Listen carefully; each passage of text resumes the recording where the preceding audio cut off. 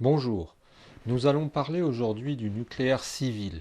Et si j'aborde ce sujet après le projet Manhattan, la création de la bombe atomique américaine, des bombes atomiques américaines, et aussi plus généralement du sujet sur la dissuasion nucléaire, eh bien c'est parce que au niveau du nucléaire français, au niveau du nucléaire civil français, il y a des inquiétudes à se faire. Et ces inquiétudes, elles sont totalement légitimes dans la mesure où on sait, où on comprend, où on voit comment le nucléaire français fonctionne, comment il est organisé et comment il continue d'exister, se perpétue. Alors, les informations que j'ai viennent de beaucoup de sources. Les informations que j'ai viennent des journaux, de mes lectures, de visionnages. Entre autres, j'ai été bien instruit par quelque chose qui se passait sur Thinkerview, où quelqu'un qui était responsable du nucléaire civil expliquait, enfin non, c'était un journaliste, qui expliquait qu'en fait, il avait étudié depuis longtemps le système, et là, on se rend compte de ce qui se passe. Pour parler du nucléaire français, n'en parler que d'une manière technique serait incomplet. Pourquoi? Eh bien tout simplement parce que finalement il y a tout un contexte, on va dire, politico, euh, quelque chose d'organisation autour du nucléaire français qui fait que le nucléaire français n'est pas une technique neutre. C'est pas comme si on avait apporté un groupe électrogène qu'on aurait alimenté avec du pétrole et qu'on l'aurait mis dans un coin et qu'on les fait fonctionner. Le nucléaire correspond à beaucoup d'enjeux de la part de beaucoup de monde, de la part de pas mal de personnes. Alors, à quoi correspond-il? Eh bien, depuis le début, il faut savoir que le nucléaire français, le nucléaire civil, d'abord, d'après ce qu'on peut lire, a été aussi un moyen d'obtenir du plutonium, de quoi faire des bombes, de quoi travailler aussi pour la recherche et pour la santé, puisque ce qu'on appelle les bombes au cobalt, sauf erreur de ma part, sont issues de tout un tas de processus nucléaires. Donc, depuis le début, le nucléaire français a servi à obtenir tout un tas de dérivés. Il n'est pas isolé. C'est-à-dire qu'en gros, d'après ce que j'ai compris, on peut me critiquer, et dans ce cas-là, je suis le premier à prendre à corriger les erreurs de manière euh, logique. Mais s'il n'y avait pas eu de nucléaire français, il n'y aurait pas de nucléaire. S'il n'y avait pas eu de nucléaire civil, on aurait eu beaucoup de mal, voire l'impossibilité, à faire du nucléaire militaire. Donc ça s'inscrit dans toute une doctrine. La deuxième chose, c'est que de tout temps, apparemment, depuis longtemps, les élites en France sont nucléaristes. C'est-à-dire que les polytechniciens, les gens qui les énarquent, sont des gens qui ont une vision centrée de l'État, une vision pyramidale, où tout se décide à Paris. Et ces gens-là, depuis tout le temps, sont nucléaristes, sont pour le nucléaire. Alors, qu'est-ce qui s'est passé avec le nucléaire français? En fait, ça ressemble à une mauvaise idée, à une mauvaise histoire, presque à une mauvaise blague, si ce n'est que, bien, on est avec le bébé en ce moment. Alors, quels sont les paramètres à poser? Le premier paramètre à poser, puisque le nucléaire français représente à peu près 75-80% de la production actuelle ici, chez nous, c'est que nous utilisons énormément d'énergie électrique tout de même. C'est-à-dire que on a réduit certaines dépenses. Je serais très intéressé de connaître les chiffres exacts des efforts qui ont été entrepris dans l'isolation, des efforts qui ont été entrepris dans tout ce qui était aussi économie d'énergie, appareils moins coûteux. Et donc je serais intéressé de savoir si ça a vraiment baissé, quelle est en je ne sais pas comment ça s'appelle, alors c'est plus des mégawatts, c'est des térawatts, je ne sais pas comment. Quelle est la consommation et quelle est son évolution?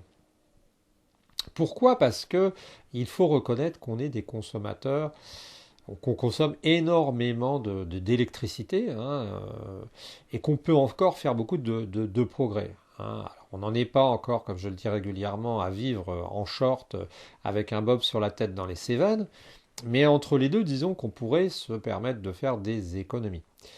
Alors, donc on part déjà d'une France qui est énergivore, fortement énergivore. Et puis ensuite, eh bien, il faut dire aussi, mais c'est un détail, que quand on produit un kilowattheure à la centrale, il n'en arrive qu'un tiers à l'utilisateur, hein, un quart, un tiers, plutôt un tiers. Ça veut dire tout simplement que nos productions brutes d'électricité, d'après ce que j'ai pu lire, hein, c'est très intéressant, euh, sont 3 fois supérieures à ce que les consommateurs consomment. Puisqu'il y a une perte de réseau, vous savez bien, il y a des pertes en chaleur, il y a des pertes en émanation électromagnétique. Donc on a une perte, une perte. Et donc ce nucléaire français donc produit 80% de ce qu'on consomme. Alors moi, je précise que je n'ai aucun parti pris là-dedans, hein. J'ai aucune envie de prendre parti, j'ai aucune envie de critiquer ou d'être l'accusateur. J'observe. Moi, la seule chose que j'observe, c'est que j'ai des enfants, j'aurai peut-être sans doute un jour des petits-enfants, et je me pose la question du monde qu'on va leur laisser. Et par rapport à ça, donc, les élites ont toujours été nucléaristes, elles ont toujours été pour le nucléaire. Alors, on va casser aussi quelques petites représentations un peu fausses. Une des représentations fausses, c'était de dire que comme le Concorde ou d'autres sujets, le TGV par exemple, le nucléaire était une filière, une réussite, une fierté française. Alors ça, c'est une erreur, hein. Autant sans doute le TGV ou autant sans doute le, le, le Concorde ont été des fiertés françaises, autant le nucléaire n'est pas une fierté française, puisque le nucléaire, notre nucléaire, est hérité d'une centrale américaine qu'on a achetée, je crois que c'est Westinghouse, la marque, et on a acheté la centrale dans les années 80, 90, 75, j'en sais rien. Cette centrale a été achetée, hein, c'est-à-dire qu'on n'a pas fabriqué nous-mêmes, d'après ce que j'ai compris, la centrale. C'est très important parce qu'on a l'impression un peu qu'on avait une sorte de saint Graal qu'on avait mis de côté, qu'on avait découvert dans une grotte, et puis qu'on voulait le garder à la nation française. Donc quand on dit que les Chinois nous volent notre technologie, c'est totalement faux, puisque cette technologie, nous l'avons achetée aux Américains. On a été quand même capable de la mettre en état, en œuvre, et c'est louable. Alors, quel est le problème? Alors, à mon avis, le problème, c'est que dans le nucléaire, on s'est lancé dans quelque chose et qu'on n'a pas voulu en voir les conséquences.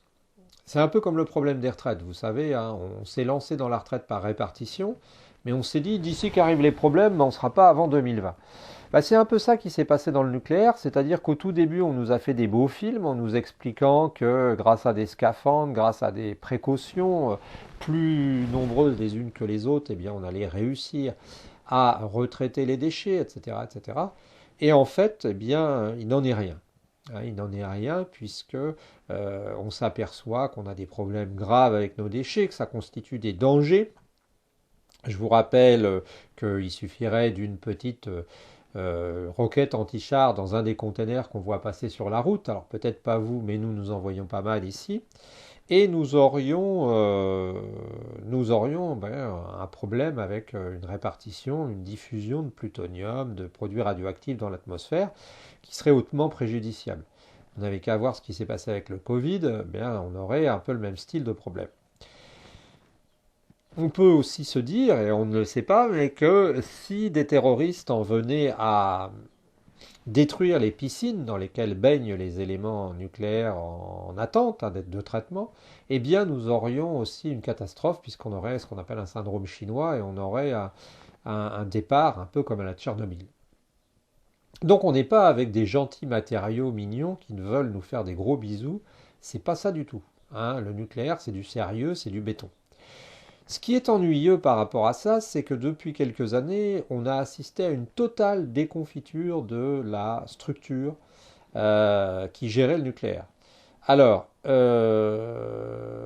il s'y passe des choses incroyables, hein. Il n'y a qu'à voir l'affaire Lauvergeon, il n'y a qu'à voir les problèmes d'intérêt personnel qui ont été mis à jour voilà quelques années.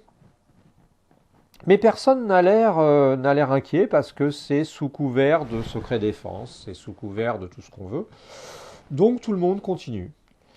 Le problème aussi, c'est qu'on n'a pas vraiment d'alternative crédible. Si on prend le fuel, on va dépendre pour produire, hein, les centrales thermiques, on va polluer, et même le charbon, on va dépendre d'un matériau qu'on va payer de l'extérieur. On va aussi avoir des problèmes parce que nous avons des centrales vieillissantes et nous sommes en face d'un vrai problème. Alors les Allemands ont réglé le problème, eux, à leur manière, en achetant un peu d'électricité à droite, en construisant du charbon, des centrales à charbon. Ce n'est pas vraiment une chose parfaite. L'avantage que je vois quand même, malheureusement, même si le charbon est une aberration dans une centrale à charbon, c'est que quand ça tombe en panne ou que ça pète, on n'a pas de retombées radioactives.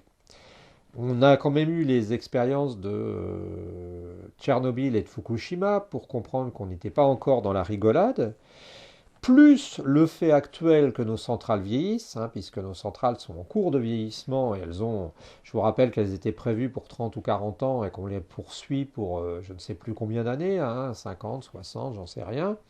Donc on est, voilà cette vidéo pour pousser un coup de gueule parce que ça va plus. Rappelons là-dessus aussi que si vous avez vécu les années qui ont passé, là, vous êtes assez ancien, vous vous rappelez la sorte de morgue, la sorte de fierté parfois avec laquelle les nucléaires traitaient les autres en disant vous ne savez rien, et puis on voit que tout est tombé à l'eau, hein. Areva s'est cassé la gueule, on a confié le bébé à EDF qui a pris les dettes. Donc on est vraiment dans une situation, à mon avis, assez critique. On est dans une situation d'autant plus critique que EDF a perdu l'expertise du nucléaire puisque ce qui s'est passé, en fait, c'est assez incroyable, mais c'est qu'ils avaient prévu à la baisse leurs effectifs, hein, c'est-à-dire qu'ils avaient fait des plans, tracé des plans sur la comète pour pouvoir un peu avoir des repères. Et quand ils ont fait leur plan, eh bien, ils ont sous-évalué 3 000 à 4 000 individus minimum, le nombre de personnes qui devaient travailler dans l'entreprise pour faire fonctionner de manière pérenne l'entreprise. Or, à EDF, on a sous-traité. Et comme on a sous-traité, eh bien, on a eu plusieurs niveaux de sous-traitance, jusqu'à 7 niveaux, hein. Vous pouvez demander à Philippe Billard, à Dieppe, qui est un syndicaliste qui vous expliquera, allez voir ses vidéos. Et on s'est retrouvé avec des sous-traitants. Et on a perdu complètement l'expertise nucléaire. Donc on se retrouve dans une filière où on n'a plus tellement de pilotes dans l'avion, où on a une perte totale de l'expertise, où on a des centrales vieillissantes et où on a des terroristes qui sont susceptibles de faire les cons un jour. Ben, si on dressait ce portrait dans un pays, je vous dis franchement que j'aimerais pas vivre dans ce pays à l'aveugle. Ben, on y est pourtant, hein. Alors moi, j'ai pas de solution, hein. J'ai pas de solution parce que je suis pas Madame Irma. Je peux pas lire dans une boule de cristal et vous dire ce qu'il faut faire. Seulement, ce que je peux vous dire tout de même, c'est qu'il faudrait quand même aussi, comme le nucléaire militaire, il faudrait sans doute prendre aussi compte de la mesure du problème et puis essayer de régler le problème. Seulement, tout le monde s'en fout. On a des cafetières qui tournent et dont on sait qu'elles peuvent nous péter à la gueule un de ces jours. Ça n'inquiète personne. C'est vrai qu'on a fait du confinement avec le Covid, alors c'était un bon entraînement. Et puis aussi, eh bien, on continue, hein, dans l'aberration avec les EPR, hein, puisqu'on s'est dit, mais puisqu'on est dans l'erreur, pourquoi pas continuer, hein, pourquoi pas forcer, puisque c'est mauvais, continuons. Voilà où on en est au niveau du nucléaire français. Alors régulièrement, ça me fait un peu sourire tragiquement de voir des militaires armés comme des dents, jusqu'aux dents, dans des fourgons de gendarmerie, de devant, de derrière, qui encadrent souvent les déchets, les camions. Je me dis, mais combien ça coûte tout ça? Et quand est-ce qu'on sortira de cette connerie? Alors tout ça, c'est à relier avec une gabegie au niveau des subventions pour essayer de faire des économies. Enfin bon, ce sera l'objet d'un prochain post. Voilà, ben, j'ai essayé de faire le point rapide. Tout ça, c'est basé sur des lectures, c'est basé sur des observations, c'est basé sur la vie. Si vous avez bien entendu des critiques à faire, eh bien je suis preneur, critique, vraie critique, hein, puisque aidez-nous à avancer, mais le paysage n'est pas tellement reluisant, dirons-nous, hein. Voilà, ben, pensez à vous abonner, pensez aussi à mettre un petit pouce bleu pour nous référencer de manière meilleure chez Google. Et puis voilà, je vous souhaite une bonne journée en espérant que nos centrales, que nos cafetières ne pèteront pas d'ici demain matin.